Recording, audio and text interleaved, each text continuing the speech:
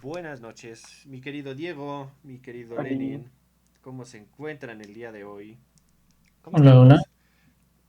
Muy Todo bien. muy bien, muy emocionado, la verdad. Sí, fíjate, yo sí estoy muy emocionado, porque además, antes de introducir todo lo que vamos a hacer, el día de hoy, yo sí acabé un poquito cansado de la temporada pasada porque abordamos temas pesados, honestamente. Pero, muy chingones, pero pesados. Entonces vamos a empezar ahorita con un tema muy chingón. Vamos a empezar con una muy buena vibra, unos temas que me apasionan mucho a mí, puedo decirlo personalmente. Y pues qué mejor manera de iniciar que con una invitada especial.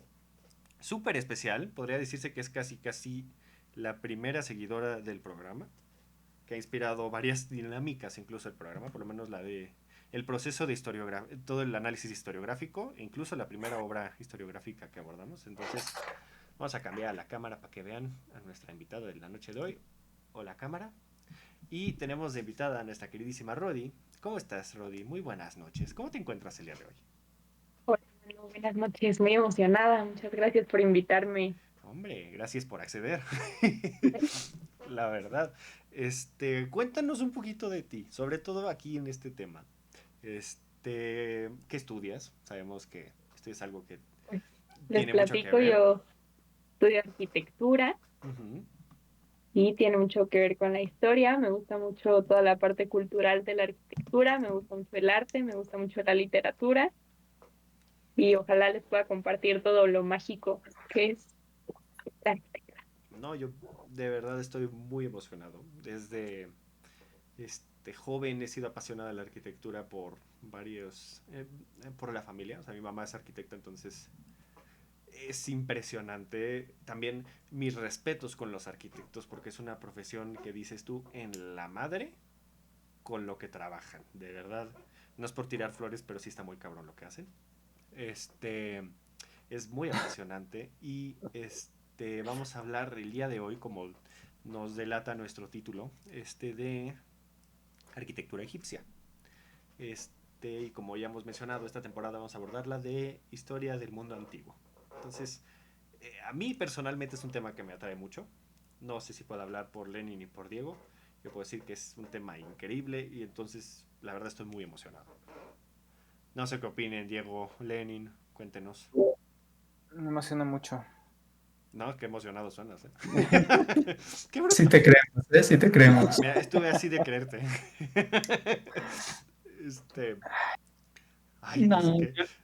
ay, la verdad, o sea, creo que, digo, todos hemos escuchado hablar de Egipto, todos sabemos de esta cultura, al menos lo básico, y piensas en Egipto y automáticamente piensas en las pirámides, ¿no? Pero Totalmente. no sé, como que hoy que podamos abordar un poco más de eso, de qué son las pirámides, de por qué las hicieron, o sea, la cultura y más, todo lo que preparamos para esta temporada, ¿no? De que este va a ser el inicio de lo que se viene en los siguientes capítulos. Entonces creo que es una coyuntura importante para el podcast y pues sí, qué mejor forma de iniciarlo. Totalmente de Ujú. acuerdo. Es muy apasionante. Yo estoy muy emocionado y no quiero hablar mucho ahorita porque quiero de verdad que debrayes totalmente y que me expliques de pe a pa. Entonces simplemente ahorita vamos a hacer la dinámica que hacemos siempre. Ya conoces bien la dinámica, pues sí, sabemos que nos Estoy lista. escuchas. Entonces ya todos preparen sus papelitos. Espérame, Vamos a espérame, sacar. espérame. Justo hace poquito, con mi hermana y con un amigo, jugamos este juego y nos echamos todas las tarjetas. Me di cuenta que solo hay una tarjeta que aborda el antes de Cristo. En todo el juego. Muy raro. Pero bueno, me llama mucho la atención. Solo hay una tarjeta que aborda el antes de Cristo. Pero bueno, vamos a sacar 5 tarjetas al azar para que vean. Alguien diga alto. Ajá. Mm, Alto. vale, muy bien. Ahí va a ser. Y salimos. La primera es. Ah, ok. El Mary Rose se hunde. El Mary Rose era un barco. Eso es lo que no me acuerdo. Ese sí salió, pero no me acuerdo. Este. El primer plástico es inventado. Es la segunda carta. La tercera carta es que fallece Elvis Presley. Pero si no ha muerto, No, se fue a su planeta. mientras está.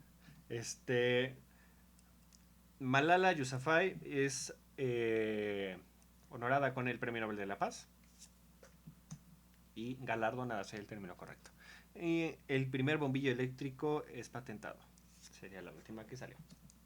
Entonces, las repito una vez más, por si a alguien se le fue alguna. Se hunde el Mary Rose. El primer plástico es inventado. Fallece Elvis Presley. Malala Yousafzai gana el Premio Nobel de la Paz. Y el primer bombillo eléctrico es inventado. Ahí para que las piensen el resto del capítulo. Y veamos quién es el ganador del día de hoy. Entonces, ahora sí, yo ya estoy más que listo. Cuéntanos de este mundo tan enigmático que es Egipto, porque además es lo que tiene de interesante, lo tiene longevo, entonces es todo un tema largo, enigmático y maravilloso. Entonces yo estoy abierto, soy todo oídos. Por favor, ilústranos. Totalmente. Les voy a empezar a hablar un poco de Egipto, del contexto geográfico y del contexto social, porque yo creo que la arquitectura se debe leer como una interpretación de lo que era un pueblo. Y yo, de hecho, creo que la arquitectura es el testigo más fiel de la cosmovisión de un pueblo porque no permite la interpretación.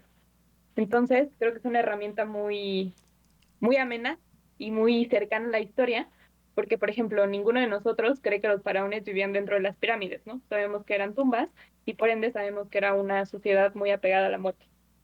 Bueno, pues Egipto eh, tenía una cosmovisión muy particular, pero además tenía una situación geográfica muy especial. Entonces, por ejemplo, Egipto es de las pocas civilizaciones antiguas que no se amurallaron, porque Egipto no necesitaba una muralla, porque a Egipto lo protegía el desierto. Tenía un entorno tan agreste que no necesitaba protegerse de eso. Además, Egipto tiene dos referentes naturales muy importantes de los que los egipcios no podían renunciar. El primero es el Nilo y el segundo es el Sol. Y el Nilo también era un referente natural muy raro, porque es el río más largo del mundo, pero es un río relativamente lineal, porque tiene pocas deltas. Entonces los egipcios siempre tenían un referente de una línea recta que además coincidentemente corre de sur a norte, que eso comparado con el sol, que además piensen que es un sol desértico, o sea, era un sol que veían perfectamente salir en el valle y volvían a verlo meterse, veían el ciclo entero del sol todo el tiempo y el sol y el Nilo generan un ángulo recto perfecto, gracias a que el Nilo corre justo de norte a sur. Entonces, la mentalidad egipcia es muy perpendicular, es muy ortogonal. Y ustedes dirán, esto es obvio, pero no, esta es la razón por la que las pirámides no tienen bases redondas. Dentro de la cosmovisión egipcia, los ángulos rectos eran sumamente importantes y por eso todo es ortogonal, por eso todo es rectangular. Lo siguiente es que Egipto era una sociedad muy estable y esto también tiene que ver un poco con su entorno, porque piensen en los nórdicos se enfrentaban a tempestades durísimas, piensen en los griegos que tenían una topografía muy escarpada, era muy difícil construir ahí. Los egipcios no, los egipcios solamente se encontraban en su valle. Y dentro del valle ni siquiera había estaciones tan marcadas, las estaciones las marcaba el Nilo. Tenían solamente tres estaciones, que era la de inundación, plantación y cosecha y sequía. Y además tenían la estación de día y noche, que veían todo el tiempo de nuevo con sus dos referentes. Pero si se dan cuenta, los egipcios hablaban de ciclos. Entonces, no importaba que el sol se metiera porque iba a salir al día siguiente. No importaba que el Nilo se secara porque se iba a volver a inundar. Esto hacía que la sociedad no tuviera cambios importantes. No experimentaban cambios importantes y eso hacía que era una sociedad muy conservadora. Además de este conservadurismo que se daba pues naturalmente, de que no había cambios así brutales, se veía reforzado por la religión. En la religión hay un término que es intraducible, que se llama Mat, M-A-A-T, que posteriormente evoluciona a ser una diosa. Pero este concepto hablaba de una bondad, una justicia universal que mantenía la armonía del ciclo, era una armonía cósmica. Pero no deben pensar en el mar como solamente parte de la religión, sino que era parte de la ética egipcia. Entonces, no importaba si tú eras el faraón o el último albañil de la pirámide, tú vivías rigiéndote por el mat. Entonces, no hacías nada por alterar el mat porque tu vida consistía en mantener los ciclos. Entonces, no solamente era que no hubiera cambios en el entorno, sino que además los cambios eran pues mal vistos. O sea, la gente no quería cambios. Esto hace que, la verdad, la cultura egipcia se vuelve muy estoica y se vuelve muy aburrida en términos de que es una sociedad que se prepara para la muerte. No es una sociedad como piensen en la decadencia de Roma, no había prostitutas, no había orgías, no estaban estos palacios de Nerón impresionantes, no era una sociedad que se dedicara al disfrute de la vida, sino era más bien dedicado a morir. ¿Y por qué morir? Pues porque es el cambio que no tiene ciclo. Entonces, lo que experimentaban los egipcios, o sea, quiero que se planteen un poco en esa circunstancia que les acabo de describir, no importaba que el sol se metiera porque iba a salir, no importaba que el Nilo se secara porque se iba a mojar, pero de repente alguien que convivía conmigo todo el tiempo desaparecía, moría y no volvía a estar. Evidentemente, la lógica egipcia era, sí tiene que ser, o sea, si todo es cíclico, pues probablemente sí haya un ciclo también involucrado en esta muerte, pero era un cambio muy importante. Entonces los egipcios se dan cuenta de que ahí hay algo que tienen que venerar y de ahí viene pues las necrópolis y de ahí viene la arquitectura que llega a nosotros. Ahora, también les quiero contar que parte de que haya arquitectura dentro de las, o sea, hablando de necrópolis y arquitectura dedicada a la muerte, también tiene que ver con su entorno, porque lo que pasaba era que moría esta persona, yo la enterraba porque sabía que era importante, pero ¿qué pasa? Que Egipto es desierto, entonces la tierra es arena y la arena se mueve. La arena tiene un movimiento particular que se llama licuefacción, que quiere decir que a veces se comporta como un líquido. Entonces, ¿qué pasaba? Que enterraban el cuerpo y los animales podían escarbar y desenterrarlo sin ningún problema, porque la tierra no se solidificaba. Entonces, necesitan empezar a proteger los cadáveres porque se dan cuenta que es algo importante y de ahí surgen primero, esta concepción de Anubis, porque quienes se comían los órganos vitales eran los chacales, pero de ahí también surgen los vasos canópeos, que es donde, como ya saben que los animales y los dioses se tienen que comer, los separan de la momia y los ponen en otro lado para que sea accesible para ellos. Y también de ahí surgen las momias, porque como era arena y tenía una cantidad de sal impresionante, se momificaba naturalmente el cuerpo cuando estaba en contacto con el piso, y entonces cuando ya lo veían desmembrado y cuando ya veían como el cuerpo desenterrado, ya había sido modificado por la naturaleza. Entonces, cuando se dan cuenta que tienen que hacer arquitectura respecto a eso, tienen que replicar ese proceso y momificar ello. Entonces, todo gira en torno a eso. Eh, Les voy a empezar a hablar ahora un poco como de cómo surge esta arquitectura para los muertos. El primer como concepto egipcio que tenemos es la mastaba. Esa era un entierro, era una especie de tumba que era bicameral. Entonces había una cámara en la parte de abajo y había una cámara en la parte de arriba. Y ambas cámaras son como una pirámide truncada, o sea, piensen en una pirámide rectangular sin la punta, o sea, cortada.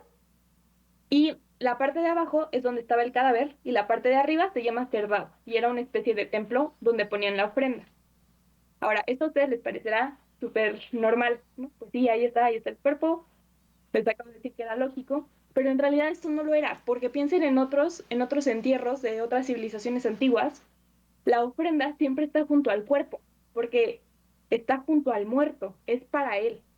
Cuando el egipcio decide separar, sellar una cámara en la parte de abajo y que ésta siga siendo habitable todo el tiempo, yo como egipcio vivo incorporo la muerte en mi rutina, porque ¿quién es quien tiene que cuidar la ofrenda? Soy yo el que está en la superficie. Entonces, esto genera un cambio de mentalidad enorme dentro pues, del Egipto ritual, o sea, de cómo tenía que vivir el Egipto, vivir un egipcio, pues, honorable. Las mastabas, además, tenían un concepto muy bonito que empiezan a generar las necrópolis, porque si yo moría, mi padre moría y yo junto y nuestros cerdas se juntaban, pero se juntaban en un sentido horizontal. Entonces empezábamos a tener un templo más grande porque ya era un templo familiar. Y nada más para que se lo imaginen, las mastabas estaban hechas de adobe, que es tierra apisonada, pero estaban recubiertas de cal. Ahora, esto me gustaría que lo pensaran. Igual que ustedes han dicho que Grecia no es monocromático y estaba pintado, Egipto no era fe, Egipto era blanco. Totalmente. Entonces, imagínense todo el desierto con el sol de fondo, con el cielo precioso azul, el Mediterráneo en el horizonte y las pirámides blancas. O sea, debió haber sido algo impresionante y bellísimo. Pero ahí, perdón que te interrumpa, pero ¿de dónde pintaban o por qué eran blancas o de dónde sale ese color blanco? No estaban pintadas, era un recubrimiento de cal, Ok. de piedra caliza, era un acabado solamente. Se Justo, pintan particularmente por la mastaba. Eso es algo que me parece súper bonito. no, es precioso. Eh, Perdón que te la, interrumpa.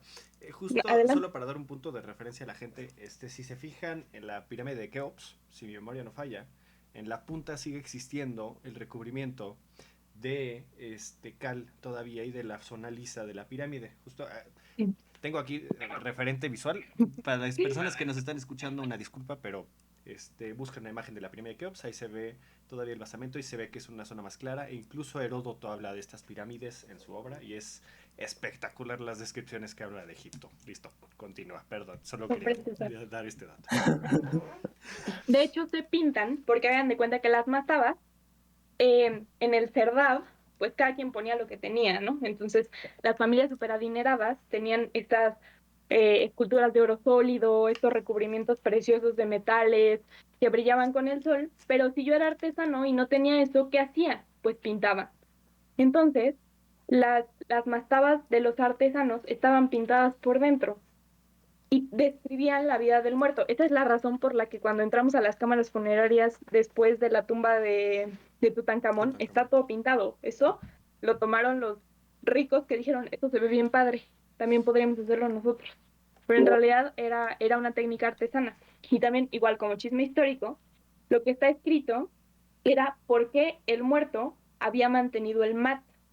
Entonces, no piensen en el pecado, no decía como, nunca mató a nadie, respetó siempre a su esposa, fue un gran padre para sus hijos, sino que eran como, los egipcios eran muy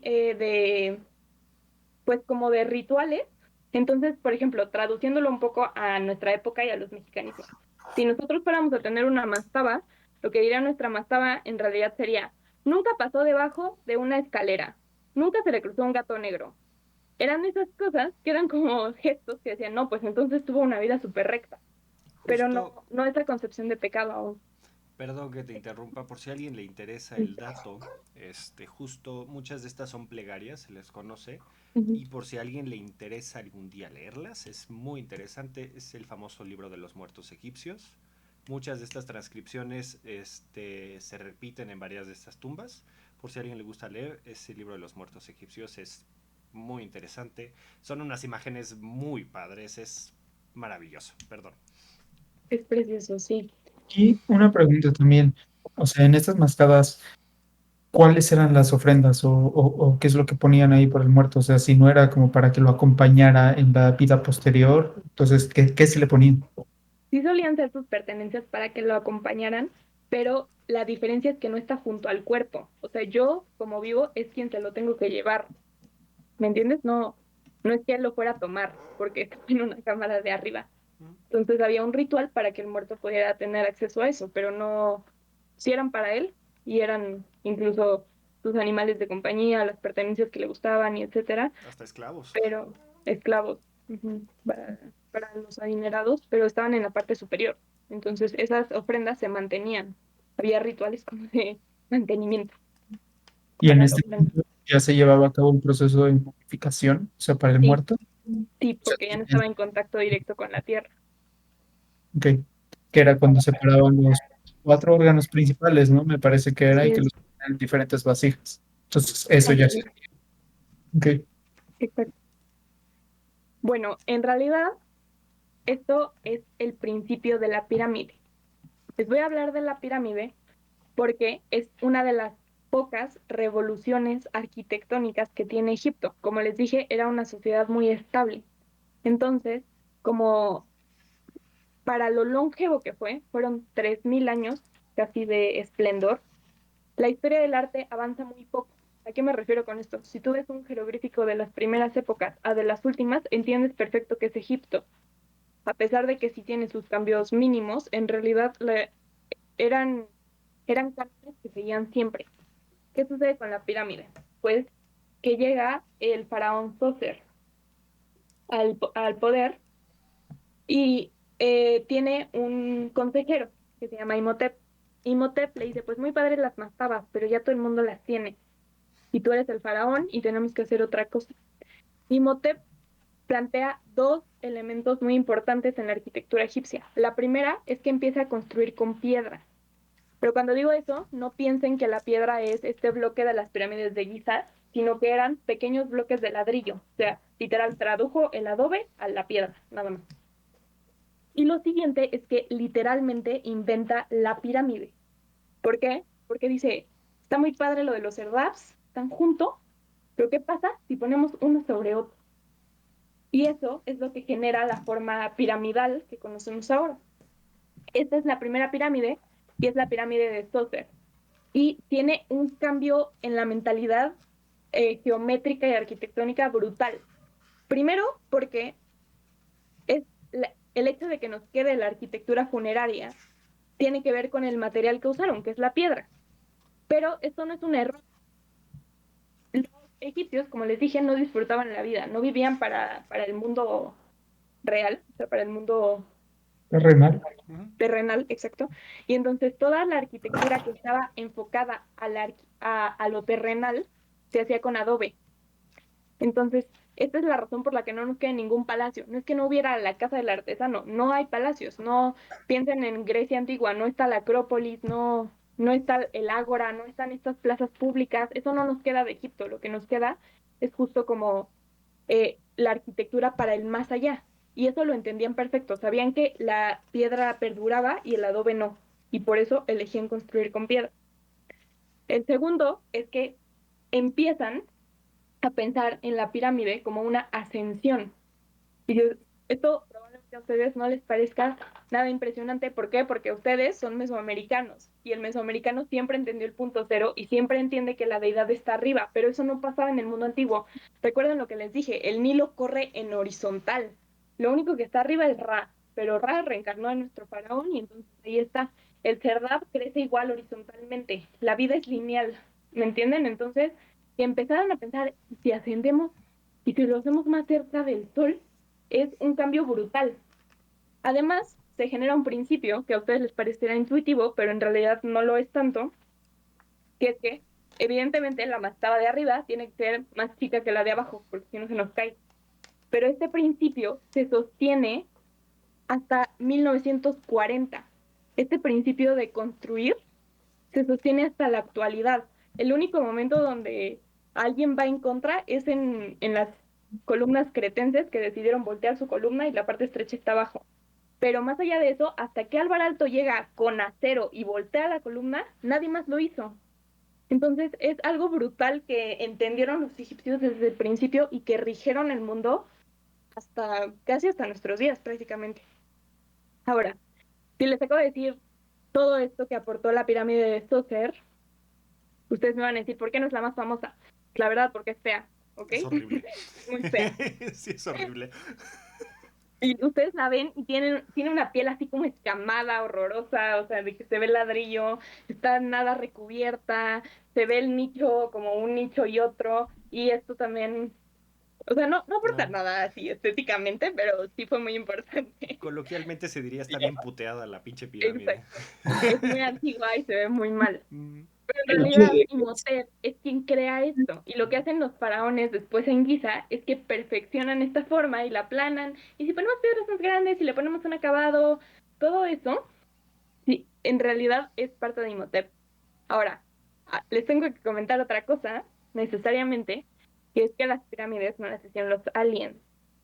Y Chale, ya me voy. He vivido yo engañado. sé que es decirle a un niño que no existe Santa Claus, pero escúchenme. Espera, Le estás ¿qué? quitando la programación a History Channel. Sí, Espera, ¿qué dijiste de Santa Claus? No. sí, una disculpa. Pero miren, ¿saben qué? Yo no vengo a decirles que los arquitectos sí existen. Si ustedes quieren seguir creyendo en los aliens que construyen, está bien, es precioso. Solamente no lo tomen con la pirámide, porque la pirámide es el primer plano de la historia. Imhotep tiene una tablilla donde explica todo el pensamiento de por qué una mastaba debe ir sobre la otra. Hay plegarias a Ra donde le pide permiso por la ascensión, pero es un plano de planta, es un plano de corte, es un plano de fachada de cómo se va a ver al final. Entonces es un momento importantísimo para la arquitectura porque Imhotep es el primer arquitecto. Si tú quieres creer en los aliens, está bien. Ahí está Stonehenge, ahí está la puerta de Ishtar, nadie sabe quién hizo esa, ¿ok? Pero me parece hasta irónico que hayan elegido justo la que sí está explicada, la única que está explicada del mundo antiguo para atribuírsela a los aliens, ¿ok? Entonces, bueno, tema cerrado. En cuanto a las pirámides de Giza, les voy a explicar que están perfectamente orientadas en norte y sur, porque tenían que ver con el Nilo. Ahí es interesante porque no están ubicadas respecto a nuestro eje cardinal, sino en torno a su Nilo, y su Nilo coincide con nuestro eje cardinal. Entonces, eso es algo como para considerar. Y ya sé que les dije que no aportaron gran cosa después de Imhotep, pero en realidad lo que hace que la pirámide sea tan compleja es la forma de construcción. Heródoto, justo como decían, es quien documenta este proceso porque él llega a, a Egipto cuando las están construyendo y dice que hay más de 4.000 hombres trabajando en ellas. Ahora, el carro de guerra se creó hasta 1750. Los egipcios no movían estas piedras con ruedas, fueron muy posteriores. Entonces, las movían a través del Nilo. ¿Por qué? Porque los egipcios, como les dije, vivían en un desierto. Pero en la parte de arriba del Nilo, en su naciente, sí había roca y de ahí sacaban todo para sus templos. Entonces, bajaban la roca, la quitaban de la montaña y la mandaban por todo el río hasta llegar a la pirámide. Ahora, ¿cómo la subían? Se generaban planos inclinados. La rampa ha existido desde siempre. Pero se cree que los egipcios hacían una primera parte y luego hacían la rampa y luego hacían la segunda parte.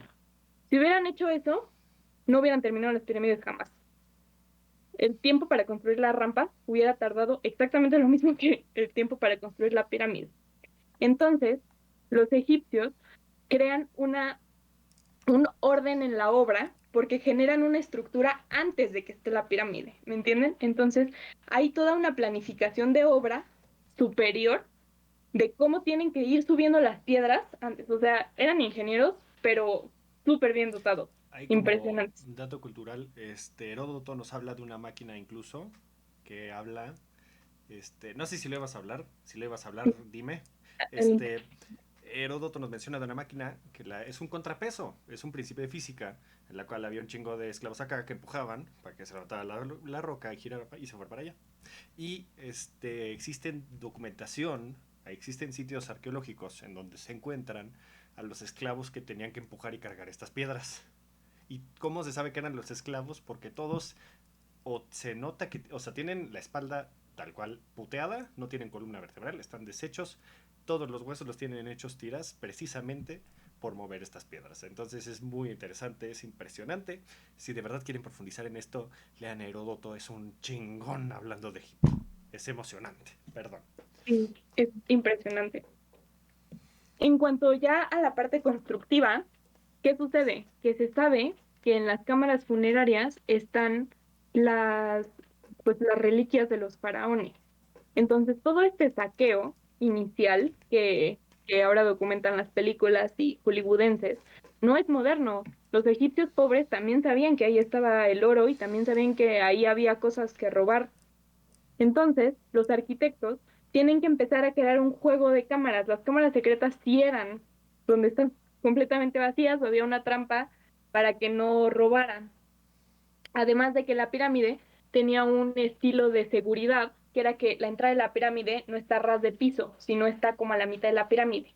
Entonces, para todo el rito funerario, pero para lo demás, o sea, para el resto de ritos, había que poner un andamio para subir. O sea, no, tú, Juan, que ibas caminando por la pirámide, no podías entrar. Era muy complicado entrar. Había todo un ritual para ello. ¿Y qué sucede? Pues que las pirámides tienen la cámara funeraria principal con esta idea de ascensión en el centro geométrico de la pirámide. Esto es un cálculo impresionante solamente por el tamaño de la pirámide. Pero si esto no les parece impresionante, piensen que la cámara central es justo donde carga la punta, que además la punta era de oro sólido. Entonces, ¿qué hago para sostenerla si aquí tengo un hueco? O sea, había un genio estructural detrás de todo esto. ¿Y qué más? Que esto no es solo el vacío, sino que hay que crear un recorrido para llegar ahí. Recuerden que es arquitectura. Entonces, todo el recorrido dentro del cuerpo geométrico para llegar sin tocar las cámaras secretas ni las cámaras escondidas era súper complicado de diseñar. Ahora, como se sabía que, que las pirámides tenían riquezas y necesitaban mucha gente trabajando ahí, ¿qué pasaba? De nuevo, con la administración de obra, movían a los albañiles. Los albañiles no veían las cámaras terminadas, las iban rotando para que al final conocieras un poco de todo, pero no te pudieras dar una idea entera de cómo era el volumen final de las pirámides. Ahora, otra cosa que les quiero contar es que sí es cierto que había esclavos, y sí es cierto que Egipto los usó para construir sus pirámides, pero no se podían usar esclavos para todo. Imagínense ustedes que tú habías sido un guerrero que toda su vida había entrenado para empuñar un arma. Llegas a Egipto, eres esclavo y de repente este genio de la obra te dice, por favor me agarras ese bote de cal y me haces un aplanado parejito para que yo ahí después dibuje con un jeroglífico que no vas a entender. Y además va a ser rápido a la primera, porque yo no tengo tiempo. O sea, esto tiene que estar antes de que el faraón se muera y ayer tosió. Entonces, no tenemos tiempo para estar poniendo y quitando aplanados, ¿ok? O sea, Eso sí, esto ya va nuestros días. ahorita. ¿Mandé? Eso sí quedó hasta nuestros días. Exacto. Entonces, eran, eran albañiles talentoncísimos, o sea, de verdad, eran gente que se dedicaba a la construcción toda su vida y era enteramente esto. ¿Y por qué se daba así? Pues porque, de nuevo, Egipto era bien aburrido y no había nada que hacer. Si yo era campesino y ya se había inundado el Nilo y ya había plantado yo y ya estábamos en los meses de sequía y además después se iba a volver a inundar, más de la mitad del año yo no tenía trabajo. Pues, ¿qué iba a hacer? Entonces los faraones pagaban y era un trabajo remunerado para los egipcios toda esta parte de los acabados. O sea, que este también no habla de que eran profesionales al respecto. Y además, los egipcios empiezan a plantear un principio de urbanismo, porque había tanta gente construyendo las pirámides que tiene que haber una ciudad para donde viven los trabajadores. Entonces, esto también era una herramienta de expansión, porque, por ejemplo, la pirámide de Sócer, si se encuentra en Menfis, que fue en su momento la capital, pero después en Giza la separan. Entonces, era también un instrumento de expansión para que la gente se fuera desplazando y Egipto fuera creciendo. Y esto nos habla de que había una riqueza impresionante, pero también yo creo que la gente quería trabajar en la pirámide. Y esto es de mi cosecha, no hay nada que lo pruebe, pero piensen en las catedrales medievales. La catedral medieval también se hacía con voluntarios y no era gente a la que le pagaran. Y además era una catedral que no veías construida en una vida, sino que los tiempos se marcaban como, apenas está la primera aguja de Notre Dame. A mi abuelo le tocó cuando pusieron la piedra clave.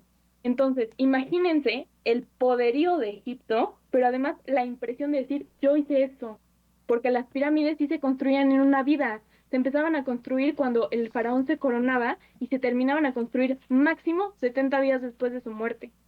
Entonces la gente sí veía la pirámide terminada. Y además, como no tenía nada que hacer, o sea, yo creo que aunque no fuera un trabajo súper bien remunerado, la gente sí quería estar ahí, o sea, sí quería hacerlo. Y creo que sí era una opción muy digna, pero a mí me encanta eso de la construcción. Y además había como había planos que explicaban las pirámides, entonces por eso el conjunto de Giza, que se hace con tres faraones distintos, que son Keops, Kefren y Ay, Cafarnaúm, creo. no, Ay, no me acuerdo. Micorinos, perdón. Me Esos agarraste en tres curva. están construidos similarmente, ¿saben? Entonces, justo es porque hay planos y hay una explicación de qué está pasando, ¿no? ¿Qué sucede después? Esto es en el Bajo Egipto, cerca de los deltas del Nilo. ¿Qué sucede? Que llega Hatshepsut al trono, se convierte en faraona y le dicen, tenemos que empezar a construir tu pirámide ya, porque quién sabe cuándo te vayas a morir. Y ella dice, a ver, ¿qué estamos haciendo? ¿Qué estamos haciendo? La roca está allá, ¿para qué le estamos trayendo? ¿Qué estamos haciendo? O sea, ahí está el Nilo, nos podemos mover para allá, no hay ningún problema. Además de que ella también tenía un concepto político de expansión de Egipto hacia el Medio Egipto y ahí empieza el Imperio Medio. Pero Hatshepsut lo mueve a la montaña y dice, ¿saben qué? Ya no vamos a hacer esto. La urbanización se va para allá. Y entonces lo mueven cerca de Tebas y empiezan a construir lo que sería después el Valle de los Reyes. ¿Qué pasa cuando se mueven a Egipto, al Alto Egipto? Pues que ya no ven el sol, porque ahí están las montañas. Entonces Ra, como dios, pierde importancia y empieza a ganar importancia una nueva deidad que se llama Amón. Y justo los templos se siguen construyendo en torno al Nilo, pero ellos son templos para Amón. También está Ra ahí todavía. O sea, el templo de Hatshepsut está entre los dos templos, pero ya hay un cambio de mentalidad. Y Hatshepsut lo que quiere era una mujer muy inteligente, ¿eh? Dice, ok, está muy padre que me hagan mi... Yo también quiero ascender, o sea, no estoy de acuerdo con esto de que nos ascendamos, pero no quiero que mi tumba nada más esté ahí. Entonces, lo que hace Hatshepsut es que entierra su tumba dentro de la montaña, pero además saca unas terrazas que bajan hacia el delta del Nilo. Y estas, inspiradas un poco, dicen, por los jardines de Babilonia, dice que ahí tiene que haber un jardín para Amón. Entonces genera una especie de oasis artificial con especies impresionantes, pero mientras se construye y después de que se construye, esas terrazas se vuelven patios públicos. Entonces ella se vuelve relevante, es un edificio relevante, no solamente para la necrópolis, para lo que está dentro de la tumba, sino que ahí se pueden llevar a cabo otro tipo de rituales. Además está justo entre Amón y Ra, entonces como que era normal que se conectaran a través de estas terrazas, ¿no?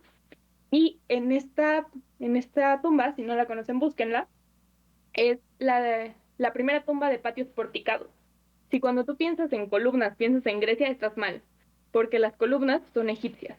Entonces, la columna se genera este patio porticado precioso que al final te lleva a la tumba y a la cámara funeraria y que además está orientada hacia el este. O sea, sigue el camino del sol. Siempre siguen el camino del sol. O sea, no importa a dónde se movían, siempre están muy bien ubicados en cuanto a eso. Pero ¿qué sucede? Pues que ahora tenemos que sostener la montaña. Ya no es nada más mi piquito de oro. Ya hay una montaña detrás. El trazo de Hatshepsut es muy difícil porque se tiene que ir adaptando a la roca natural de la montaña para que no se nos venga encima y empiezan a generar una especie de nueva estructura que son las salas acolumnadas, se llaman salas hipóstilas, que en el templo de Hatshepsut no tienen gran importancia porque lo importante era la terraza y era la cámara funeraria, pero se dan cuenta que son súper bonitas. Entran y dicen, esto es impresionantísimo. Entonces, cuando se mueven hacia Karnak, hacia Tebas, la sala más importante es la sala hipóstila y el patio aporticado. Y las salas hipóstilas eran salas de columnas gigantescas, que además la columna egipcia es muy rara porque primero tiene como un eje de madera y se le van metiendo así como cuentas de piedra, ¿sí? Se van apilando discos, donas, y estos discos se decoran. En Hatshepsut no están decorados, pero en el templo de Amón de Karnak sí. Y esto no tiene que ver con, ya en el templo de Amón, ya no tiene que ver con una necesidad estructural, porque arriba nada más hay dintel. O sea, de hecho ya ni siquiera hay un techo, sino que tiene que ver con un estilo de la sombra y de que la columna también tiene que ver con el sol y con la sombra. Allí hay otro cambio de mentalidad de que la sombra también importa, ya no es nada más el sol. Entonces se generan estos espacios gigantescos que se vuelven preciosos. Pero también lo que les quiero decir es que los egipcios fueron grandes maestros de los griegos. Entonces, los egipcios fueron los que les enseñaron a construir a los griegos. Entonces, no hay nada nuevo bajo el sol. Dentro de la tumba de Hatshepsut, estos discos tienen 16 lados. Entonces se genera ahí como un polígono. Y estas estrías que se generan son lo que después sería el fuste estriado de los órdenes dórico, jónico y corintio. Al mismo tiempo, Hatshepsut se da cuenta de que la arquitectura también marca una diferencia porque ella es la primera que hace la tumba. Entonces ya hay un cambio de tipología y se empiezan a construir diferentes capiteles. Entonces, en el Alto Egipto, en las épocas posteriores, se construye un mejor capitel, o sea, se hace más estético, que es un capitel platiforme, que tiene como esta forma. Y mientras ella está y mientras se empiezan a construir en Tebas, Tebas tiene un capitel lotiforme, que es como una dona un poco más grande. Pero este capitel, para determinar de qué imperios son y de qué dinastías se hicieron, no hay nada nuevo bajo el sol. Eso después lo hicieron los griegos y después los hicieron los romanos. Los únicos que cambiaron ahí un poco, como les decían los cretenses, pero eso duró para siempre. En el neoclásico, en el siglo XIX, se seguía haciendo eso. Y eso es completamente egipcio. Ahora, les quiero contar una cosa que me parece muy bonita, que es que la sala hipóstila era preciosa. Y de hecho era incluso el lugar más importante del templo, porque a donde estaba el santuario no podían entrar todos, pero todo el mundo podía ver la sala hipóstila. Entonces, no sabemos casi nada de la casa egipcia, pero lo que sí sabemos es que en medio de su sala hay una sola columna. Y era una columna que además estaba sobredimensionada, no sostenía un techo así increíblemente grande ni nada. ¿Y qué pasaba? Que la gente que tenía mucho dinero iba a la sala hipóstila y decía, qué bonito es, yo lo quiero en mi casa. Y entonces llevaban la columna a su casa y yo siento que es un primer gesto de interiorismo. De esto me gustó en el templo, ¿por qué no lo tengo yo también? Y entonces lo llevaban y, o sea, si quieren identificar una casa egipcia, lo que tenían era justo la columna en el centro. Entonces, eso me parece súper coqueto. Y todo lo que les acabo de decir son invenciones de los egipcios. Pero para que se den una idea de la longevidad que tuvo esta civilización, sabemos de las pirámides de Giza por Heródoto, que documentó el proceso de construcción. Sabemos del templo de Karnak por las conquistas de Alejandro Magno. Entonces, Grecia fue y vino mientras Egipto seguía. Y algo que es súper impresionante es que yo creo que esta estabilidad es muy difícil de concebir cuando hablamos de la era moderna. Pero en realidad esto continúa, porque en Egipto no hay grandes obras de arquitectura orgánica actualmente, habiendo acero. La traza del Cairo sigue siendo completamente ortogonal. Y dentro del árabe, y algo que se le dice a los turistas actualmente, es un dicho que tienen ellos que dice, el tiempo pasa, pero Egipto permanece. Entonces, la concepción egipcia de la permanencia es entera. Yo creo que tiene que ver con el sol y con el Nilo, porque ahí sigue el sol y ahí sigue el Nilo. Entonces, es muy difícil que se cambie como la mentalidad de Egipto. En Egipto realmente solamente hubo dos revoluciones. La primera es Imhotep y sus pirámides, y la segunda es con un emperador que se llamó Akenatón. Y Akenatón fue un emperador, un faraón, que fue muy mal visto por su pueblo. Copiado. Y en realidad, ahora, aquí el historiador no me dejará mentir, se han dado muchas apologías de Akenatón de que en realidad no era tan malo, o sea, de que no tenía malas ideas en cuanto a la gobernanza, no era como Nerón, que sí era un enfermo loco, sino que Akenatón intenta primero hacer que haya un culto solamente enfocado a Amón. Y segundo, que la representación del arte sea realista, o sea, quería enfocarse en la vida terrenal. Los egipcios dijeron, ¿qué estamos haciendo? Aquí no pasa nada interesante, ¿por qué? ¿Por qué? ¿Por qué nos estamos enfocando en esto? Y además, todos los sacerdotes de Amón y todos los otros sacerdotes que querían mantener el mat y querían mantener las cosas como estaban porque tenían muchísimo poder, se van en contra de él. Y eso, pues, es la decadencia de Egipto, ¿no? O sea, ya cuando hay una diferencia. Pero dura 3000 años y solamente generan tres tipologías arquitectónicas diferentes. La primera es la pirámide, la segunda es el hipogeo o la tumba empotrada en la montaña, y la tercera es el templo. Entonces, no es que no supieran construir, no es que no nos llegara todo lo que había que llegarnos, Realmente era una civilización súper adelantada en términos constructivos, en términos de ingeniería, sabían muchísimas cosas y a nosotros nos llega un poco disuelto y occidentalizado porque nosotros le damos todo este crédito a Grecia y en realidad los egipcios fueron quienes les enseñaron a los griegos cómo. Maravilloso. De verdad, o sea, aquí anoté algunas cosas, sobre todo ahorita para concluir. No, al contrario, estoy impactado porque es justo lo decía antes de iniciar el directo, está platicando, que no es lo mismo ver la historia de una civilización desde los ojos de la historia que desde la arquitectura. Porque la arquitectura te puede hablar de un lenguaje que la gran mayoría de nosotros no entendemos. Es como ver una civilización desde sus leyes, desde estas cosas, porque te hacen ver desde perspectivas totalmente distintas. Entonces, por ejemplo, ahorita lo que estás hablando de la columna en el centro, todos estos detalles que involucran a algo más, que va directo más a lo estético que al funcional. Estás hablando ahí de una civilización que ya no se preocupa tanto por necesito un techo para vivir, sino necesito que se vea chido en donde vivo. Perdón por la Este, expresión. Entonces, es muy interesante ver esto desde la perspectiva de un arquitecto, bueno, una arquitecta en este caso. Es fascinante Egipto. Ahorita voy a dar unas notitas, pero antes me gustaría ver si Diego tiene algún comentario que decir o mi querido Lenin. Este, Yo tengo una pregunta y es, ¿cómo construyes en arena? ¿Sabes? O sea, ¿cómo haces esas construcciones tan masivas en un terreno arenoso? estaban muy enterradas, sí llegaban hasta la capa sólida. De, de hecho, hay una cámara, la primera cámara funeraria, debía estar como justo en contacto con la roca. Entonces, de verdad tenían que excavar decenas de metros. uh-huh. Aún actualmente, piensen en los rascacielos, un, la mitad, un tercio del rascacielos está hacia abajo, necesariamente, Pues con Sí, acero y con todo. hoy tenemos excavadoras, ¿sabes? O sea, allá la gente con pala necesitas, de verdad es impresionante. son unas obras maestras de ingeniería y de arquitectura, obviamente. Es impresionante.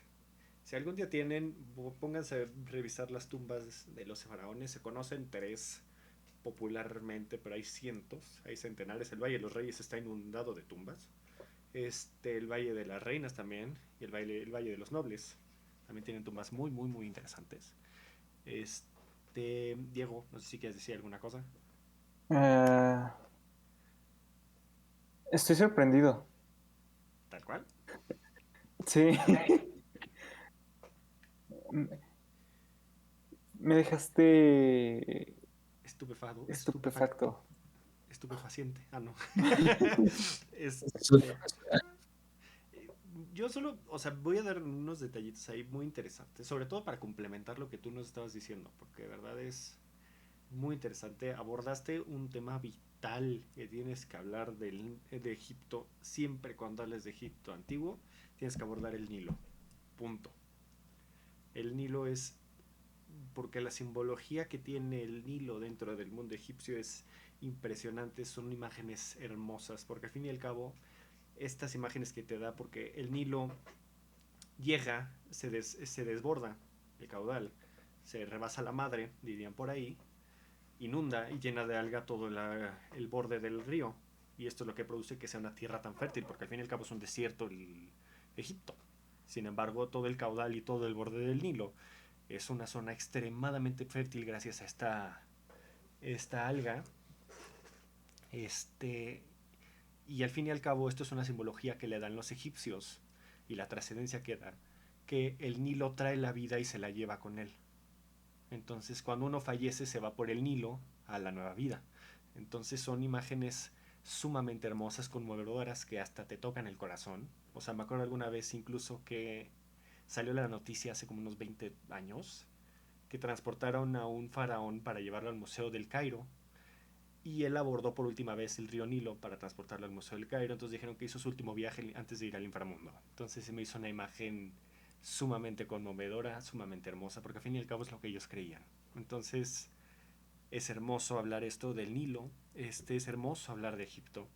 Y para que tengan un punto de otro punto de referencia de las trascendencias que tiene Egipto en lo que nosotros conocemos en la arquitectura y en la estética griega clásica, porque conocemos solo el mundo griego clásico, o sea, conocemos el Partenón de Atenas y se acabó.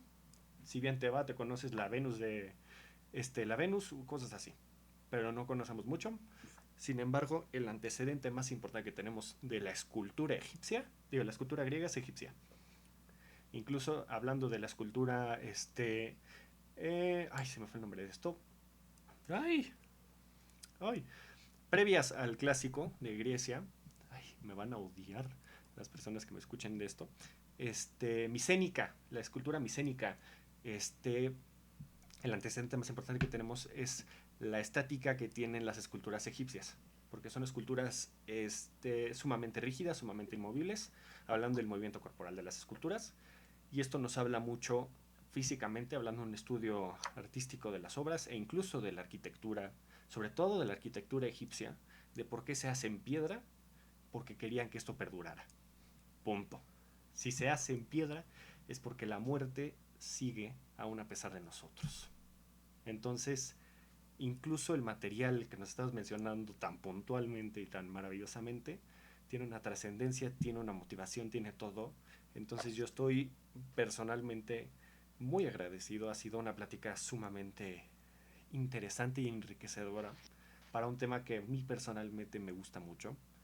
Me gusta profundizar más en estos temas que me llaman la atención y es muy bueno y muy gratificante escucharlo desde la perspectiva de fuera de la academia histórica, porque siempre escuchamos lo mismo. Incluso tuve maestros en la carrera, conspiradores, no necesariamente de que me decían de alienígenas, pero así de otras cosas. Y sí es mágico el mundo egipcio, es impresionante.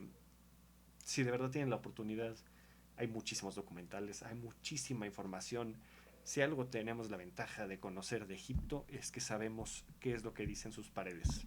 Y sus paredes no se murieron, no se quedaron calladas por la eternidad. Gracias a otro personaje que vamos a hablar en el siguiente capítulo justamente, porque es sumamente interesante y para hablar de Egipto tienes que hablar de Champollion, del Changoleón dirían por ahí, pero es impresionante. Yo estoy sumamente agradecido, mi querida Rodi, de verdad. Has complementado muchísima información y llenas huecos de información que me hacían falta saber sobre Egipto. Entonces, de verdad, muchas gracias. Me alegro mucho saber esto. Ojalá les haya compartido un poco de lo mágico que puede ser la arquitectura. Es cautivador, la arquitectura es espectacular. Entonces, a mí me tienes cautivado. Diego, ¿qué pasó? Ah, es que estaba revisando mi librito y hay otro tipo de pirámides, porque nos hablaste de las pirámides que son como escalonadas. Ujú. Hay otro, bueno, hay vestigio de que usaran otro tipo de, mm, vaya, ¿De figuras diseño? para realizar las pirámides. Ajá. Pues realmente como pirámide no, pero sí hubo mucha experimentación cuando llegan al Valle de los Reyes, por lo que les decía de que ya tiene que ser la montaña y ya nuestro librito de cómo se construye ya no sirve porque la montaña cambia. Entonces, sí hay otro tipo de, pues como de geometría, pero se dan sobre todo en el Valle de los Reyes, no en las pirámides. Ok. Buena pregunta, por cierto. O sea, porque al fin y al cabo, pues, es un movimiento. Vaya, que no hayan cambiado mucho las cosas no quiere decir que haya sido algo malo, es al contrario, algo muy bueno, quiere decir que funcionó, y funcionó 3000 años. Entonces, más bien piénsalo de esa manera. Dirían los ingenieros, si funciona, no lo toques. Entonces, aplica lo mismo con ese diseño. Porque al fin y al cabo, ahí tiene la arquitectura, no me dejará mentir el arquitecto, tiene una función tanto estética como para la sociedad, como para la necesidad de la persona. Entonces, obviamente, necesito una casa que habiten 6 personas y puedan vivir en convivencia. Por dar un ejemplo. Entonces, tienes que Sí. ver lo funcional y lo estético. Punto. Pero particularmente en la arquitectura egipcia es bien interesante eso, porque quien la habita es quien va a renacer. O sea, es él, es tú generas como la escenografía para que el muerto renazca. Entonces, en cuanto a eso de funcionalidad, era bien complejo, porque ¿cómo hacemos que no se pierda? ¿Cómo hacemos que sí se encuentren los vasos canópeos, los dioses aparte? O sea, ni Claro. siquiera nosotros. claro. O sea, va a sonar un poquito cliché, pero para nosotros los mexicanos no se nos extraña tanto esta importancia que se le da a la muerte, porque al fin y al cabo nosotros somos una sociedad que estamos muy asociados a la muerte, para bien y para mal. Entonces tenemos tradiciones muy, muy, muy arraigadas a la muerte con respecto a esto. Entonces no nos pesa tanto hablar de la muerte a nosotros. Al contrario, es un tema sumamente ordinario. Y pues a los faraones, desde antes de que fueran seleccionados faraones, o sea, antes de que pasaran por la ceremonia faraón, le dijeron, muy bien, ¿cómo vas a querer tu tumba? Así, literal. O sea, desde el día uno ya estaban pensando cómo se van a morir. Tal cual. Entonces, es una sociedad sumamente arraigada a la muerte. La muerte es la razón para vivir, para los egipcios, podríamos decirlo así. Y creo que estaríamos en lo correcto asumiendo ese dato. ¿Qué querías decir, Diego? Es que me surgió otra duda. Las que quieras. Bueno, bueno, no me surgió, sino la recordé. Pasa. Por eso, mira. Libretita, compadre. A ver, quita tu pregunta. Ya me volví azul. Sí, ¿es, ¿es cierto o es más invención de Hollywood de que las pirámides tenían trampas? No, sí había trampas. Sí había trampas, pero no, sobre todo no eran las pirámides de Giza, sino en el Templo de los Reyes, en el Valle de los Reyes, perdón, en esas tumbas, porque como les dije en las pirámides, como que la forma de, es como pues no puedes entrar, no está lisito como escalas, pues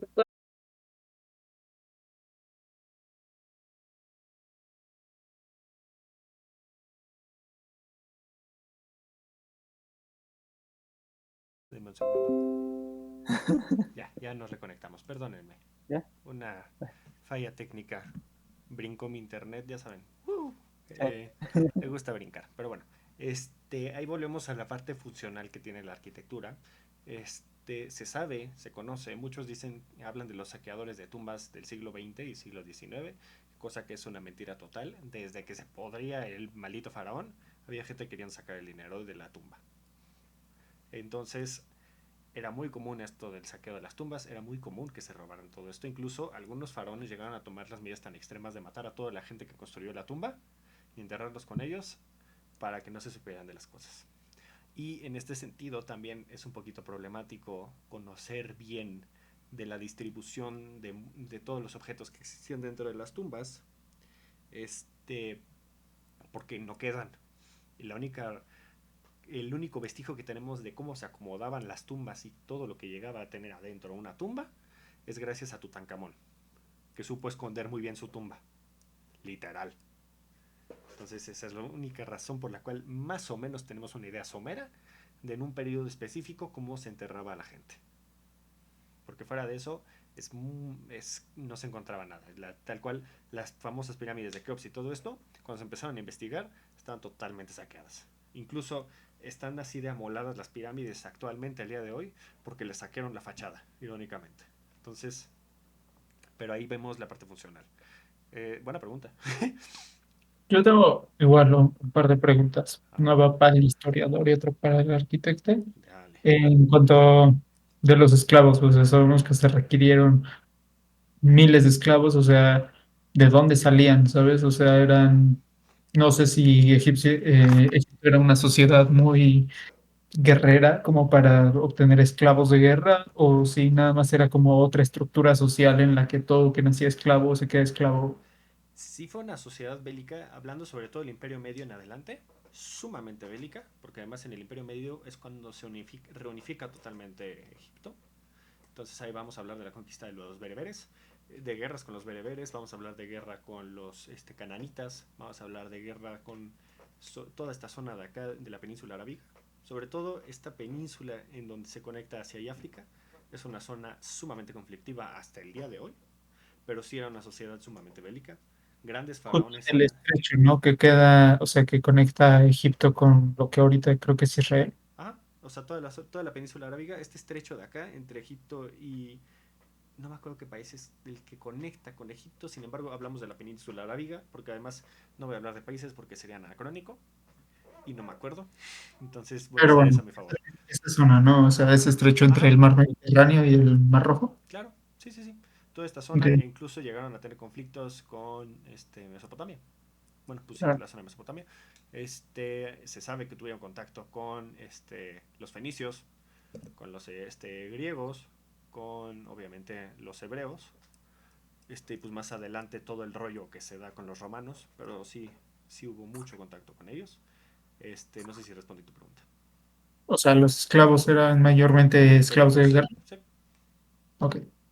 Y al arquitecto, alguna vez escuché que los planos, en general, los mapas de los egipcios tenían como nosotros tenemos el norte hacia arriba, y alguna vez escuché que los egipcios tenían el sur hacia arriba.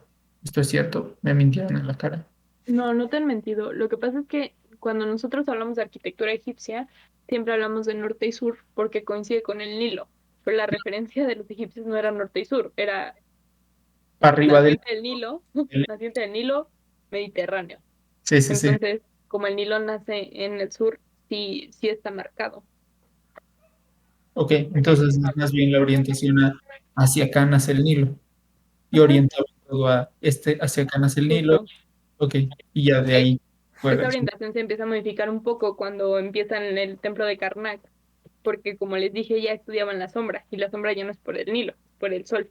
Es por el sur. Entonces ya importa el este y cómo se mueve así. Así. Ok, cool. No sé si tengas alguna otra duda, mi querido Diego, mi querido Lenin. Sí. Se venga. Qué bueno, qué gusto me da que ya preguntes, cabrón. Estuviste una temporada en voto de silencio. Entonces ya era hora. Rodi, ¿consideras que la estructura piramidal ha influenciado más en alguna época de la historia de la arquitectura? Sí, sí, 100%. Hagan de cuenta que llegó el neoclásico y dijeron, ¿qué es lo más padre del mundo? Pues Roma y Grecia. Y ahí no había pirámides, por lo que les dije de que la topografía era bien difícil. Cuando llegan los detractores del neoclasicismo, empieza el Art Nouveau, empieza todo esto, pero ya que logran el acero, pero imagínense, hasta que lograron el acero pudieron replicar Egipto. O sea, fue algo completamente diferente. Entonces, como ya no quieren nada que ver con el neoclásico, dicen, ¿qué le faltó al neoclásico que todavía es antiguo? Porque la historia de la arquitectura se mueve un poco así. Y dicen, pues Egipto. Y entonces retoman esto y es ya un poco como arquitectura, pues semicontemporánea, o sea, es Sion Payne, es el Museo de el Louvre, todo eso tiene toda la intención de remitir a Egipto. Como dato cultural, para complementar un poquito el dato, desde el siglo XIX se volvió muy famosa el diseño egipcio, específicamente hablando en muebles, gracias a las invasiones napoleónicas a Egipto. Napoleón era un gran fanático de Egipto, incluso él funda el Museo del Cairo.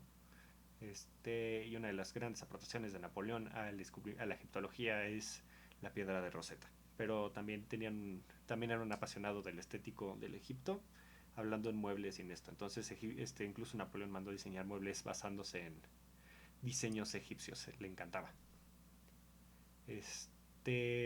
No sé si quieran decir algo más, mi querida Rodi. De verdad, nuevamente, muchas gracias. Ha sido un gustote iniciar la temporada con tan chingón tema, Qué con bueno que tan les chingón gustara. exposición. De verdad, muchas gracias. Y no sé si quieren decir algo más, mi querida Rodi. No sé si quieres decir algo más. Nada, agradecer la Nada. invitación y sigan viendo la temporada porque el mundo antiguo es impresionante. Es maravilloso. Y justo la siguiente semana, ya que abordamos ahorita el diseño arquitectónico, ya nos empapamos sobre todo mucho para pensar en la sociedad de Egipto, en todo este enigmático mundo que es. Y vamos a hablar la siguiente semana de la civilización egipcia. Son 3000 años de historia extremadamente apasionante, eh, que se conoce mucho afortunadamente y que llega hasta nuestros días gran cantidad de esa información. Les agradecemos por haber escuchado, por seguir escuchándonos. No se les olvide nuestras bellísimas redes sociales. Ahorita estamos ya casi a punto de llegar a 300 personas en TikTok, por si quieren darle follow. Estamos como Contémonos Podcast y en todas las demás redes sociales, Facebook, Instagram, Twitter, etc. ¿Qué pasó, Lenin? Las tarjetas. Ay, Headbands. termino el anuncio parroquial y Headmans. Y pues estamos en YouTube y hacemos este directo todos los jueves en vivo a las 9:30 en Twitch, twitch.tv/contémonos, para que le vayan a dar a follow. Y estamos en las plataformas de audio que son Spotify y Diego. Google Podcast, Apple Podcast, Anchor, Deezer, y muchas otras más. Muy bien. Entonces, ahora sí vamos a ver lo de las cartas. Están muy cerradas las del día de hoy. Pero les recuerdo nuevamente, ahí para que tengan listas. El Mary Rose se hunde, el primer plástico se inventa, fallece Elvis Presley, Malala Yousafzai obtiene el Premio Nobel de la Paz y el primer bombillo eléctrico es inventado. Entonces déjenme las acomodo como yo creo que es. ¿Patentado o patentado? Es patentado, perdóname. Patentado. Ok. Este va acá, este va acá, este va acá y este va acá. Ok. ¿Quieren que las diga? Diferencia de año, pero igual pasa a ver. ¿Vale? No porque me sepa la diferencia de año, pero eso pasa. Son 2 años de diferencia. No, no. A ver. La primera que salió fue el Mary Rose, si mi memoria no falla. Ujú. Esa la voy a voltear primero. Es en el año de 1545. No sé si alguien no. ¿Qué? 545. No, pues ya vale, pues. Ya Sí, por bailó. 2. Después salió la de Malala, ¿no? No, el No, primer. la del primer El plástico. El plástico. primer plástico. Esa fue en el año de 1907. 1907. 7. Después Wow. sí, salió la de Elvis. Elvis Presley. Elvis Elvis. Presley, 77. Después fue Malala. Ajá. Malala fue en el año de 2014. Ajá. Y el primer bombillo eléctrico. Hasta ahorita voy bien. Lo único que me falta por ver es la del bombillo. Que creo que ya la cagué. 1880. 1880. Gané. Vamos a ver. El orden es el Mary Rose, Ah, 1545. El bombillo es 1880. El primer plástico es 1907. Elvis Presley fallece en 1977. Y por último, Malala en 2014. Entonces la tiene. Entonces, Tengo el 100% mal. chale, ¿cómo las pusiste? A ver, solo por morbo. Qué bueno que soy arquitecta, ¿no? No. Pero así se aprende, cagándola. El humano solo aprende los trancazos. solo me equivoqué en la de Mary Rose. O sea, pensé que la bombilla fue antes que Mary Rose. Es que yo Pero no la sé verdad cuál es. nunca había escuchado de ese barco. A ver, Entonces, dice, entre 1836 y 1840, Charles y John Dean recuperaron algunas armas de... es que es de María, es por María Tudor, María Estuardo. Ahí tiene ok. mucho más sentido. Hubieran dicho eso. Sí, pues sí. Sí, como que ya. No, pues sí, si dices María Estuardo, pues ya te ubicas mejor. Pero bueno, muchísimas gracias a todos los que nos acompañaron. Rodi, nuevamente, muchas gracias.